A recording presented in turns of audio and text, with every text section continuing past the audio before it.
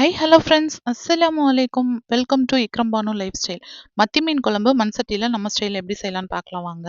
மண் சட்டி வச்சு லேசாக சூடு ஏறினதுக்கப்புறம் லேசாக ஆயில் விட்டுக்கலாம். ஒரு 100 கிராம் சின்ன வெங்காயம் பொடி பொடியாக கட் பண்ணி வச்சுருக்கேன். அதையும் ஒரு கொத்து கருகாப்பில் உள்ளே சேர்த்துக்கலாம். சேர்த்துட்டு நல்லா கண்ணாடி பதத்தில் வதக்கிக்கலாம். ஒரு 2 தக்காளி பொடி பொடியாக கட் பண்ணி வச்சுருக்கேன். அதையும் உள்ளே சேர்த்து நல்லா வதக்கிக்கலாம். இது வேகிறதுக்கு தேவையான அளவு உப்பு சேர்த்துக்கலாம். உப்பு சேர்த்துட்டு வெங்காயம் தக்காளி நல்லா வதக்கிக்கலாம். அதுக்கப்புறமா குழம்புக்கு தேவையான மசாலா போட்டுக்கலாம். கொஞ்சம் மிளகாய்த்தூள், மஞ்சத்தூள், குழம்பு மிளகாய்த்தூள் எல்லாம் சேர்த்துட்டு நல்லா வதக்கிக்கலாம். பார்க்கும்போதே நல்லா கலர்ஃபுல்லா சூப்பரா இருக்கு. ஒரு எலுமிச்சம்பழம் சைஸ்ல வந்துட்டு புளி கரைச்சு வச்சிருக்கேன். அந்த தண்ணியும் உள்ள சேர்த்துக்கலாம். உள்ள சேர்த்துட்டு நல்லா மிக்ஸ் பண்ணி விட்டுக்கலாம். ஒரு 1/2 மூடி தேங்காய் எடுத்து நல்லா துருவி வச்சிருக்கேன்.